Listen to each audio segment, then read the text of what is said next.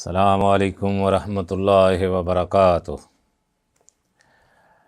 الحمدللہ، الصلاۃ والسلام علی رسول اللہ، اشہد ان لا الہ الا اللہ و اشہد ان محمدًا عبدہ ورسولہ۔ کیونکہ ہم عقیدے کے بارے میں گفتگو کر رہے ہیں تو قسم سے بڑھ کے سوال آ رہے ہیں، اتنے بہترین سوال آ رہے ہیں کہ دل چاہتا ہے کہ 24 گھنٹے سوال جواب کا سلسلہ جاری رکھے، لیکن آپ تھک جائیں گے، مجھے پتہ ہے، پریشان ہو جائیں گے۔ دوسری بات ہے کہ ہمارے ہاں تو منہجی ایسے کو رواج دیا گیا، ماشاءاللہ تبارک اللہ، کہ ہیر رانجھے کی قصے سنا دیے گئے، سٹوریاں، لوگ اس پر ہا ہا ہا ہا ہا کر رہے ہیں۔ کوئی ایک طرح کا مداری آتا ہے، پھر وہ دوسری طرح کا مداری آتا ہے۔ عقیدے کے ہمارا تعلق کیا بھائی؟ ہم کیوں مشکل میں پڑے؟ مولوی نے کہہ دیا لا الہ الا اللہ جنت، بس نماز ایک بھی نہ پڑھو خیر ہے، عقیدہ کیسا بھی ہو خیر ہے، جنت ہمارا انتظار کر رہی، باپ کی ہے نا مولوی کے، جس کو چاہے دے جس کو چاہے نکال دے۔ یہ سوال ہے اصحاب قبور سے دعا کرنے کے بارے میں کیا حکم ہے؟ جواب میں کہتے ہیں شیخ کہ دعا کی دو قسمیں ہیں، ایک ہے دعا عبادت، مثلا نماز، روزہ اور دیگر عبادات۔ پس جب انسان نماز پڑھتا یا روزہ رکھتا ہے تو وہ زبان حال سے اپنے رب تعالیٰ سے یہ دعا کرتا ہے کہ وہ اسے معاف فرما دے، اسے عذاب سے بچائے اور اپنے رزق سے نوازے۔ اس کی دلیل اللہ کی مقدس کتاب قرآن المجید والفرقان الحمید سے یہ ہے، وَقَالَ رَبُّكُمُ ادْعُونِي أَسْتَجِبْ لَكُمْ إِنَّ الَّذِينَ يَسْتَكْبِرُونَ عَنْ عِبَادَتِي سَيَدْخُلُونَ جَهَنَّمَ دَاخِرِينَ۔ وَقَالَ رَبُّكُمُ ادْعُونِي أَسْتَجِبْ لَكُمْ إِنَّ الَّذِينَ يَسْتَكْبِرُونَ عَنْ عِبَادَتِي سَيَدْخُلُونَ جَهَنَّمَ دَاخِرِينَ۔ سَيَدْخُلُونَ جَهَنَّمَ دَاخِرِينَ۔ اور تمہارے پروردگار نے کہا، اور تمہارے پروردگار نے فرمایا ہے کہ تم مجھ سے دعا کرو، میں تمہاری دعا کو شرف قبولیت بخشوں گا۔ بلا شبہ جو لوگ میری عبادت سے سرکشی کرتے ہیں وہ عنقریب جہنم میں ذلیل و خوار ہو کر داخل ہوں گے۔ یہاں اس آیت میں اللہ تعالیٰ نے دعا کو عبادت قرار دیا ہے، لہذا جو شخص کسی بھی قسم کی عبادت غیر اللہ کے لیے سر انجام دے وہ کافر ہے اور دائرہ اسلام سے خارج ہو جاتا ہے۔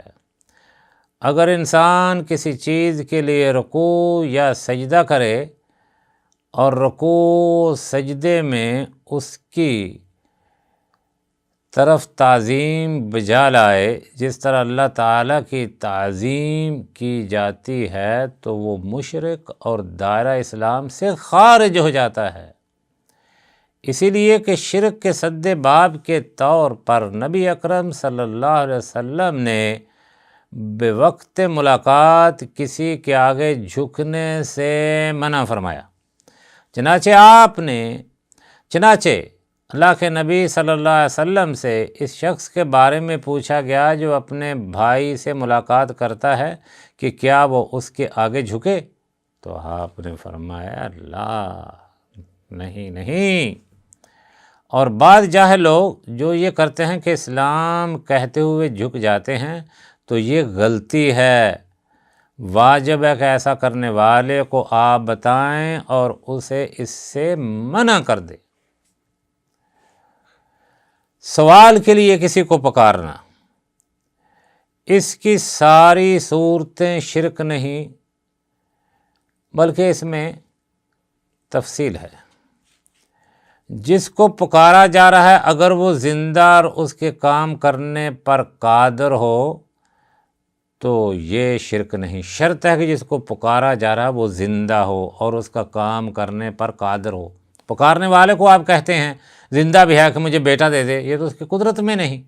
آپ اسے کہتے ہیں یار مجھے تھوڑا سا قرضہ دے دو، کوئی حرج نہیں ہے۔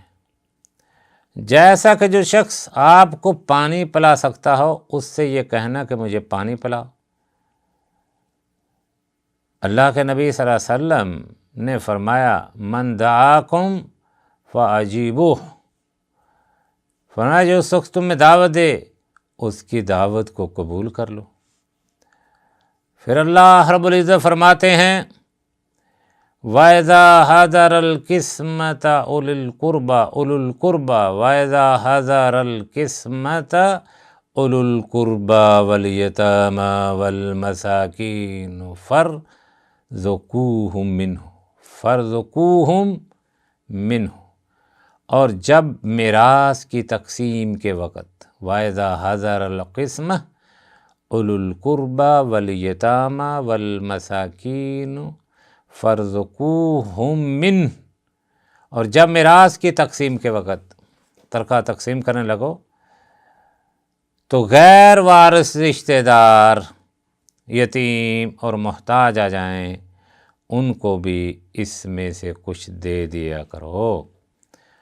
اگر فقیر اپنا ہاتھ پھیلائے اور کہے کہ مجھے بھی دو تو یہ بھی جائز ہے، جیسا کہ اللہ رب العزت نے اپنی مقدس کتاب میں فرمایا فَارْزُقُوهُم مِّنْهُ، ان کو بھی اس میں سے کچھ دے دیا کرو۔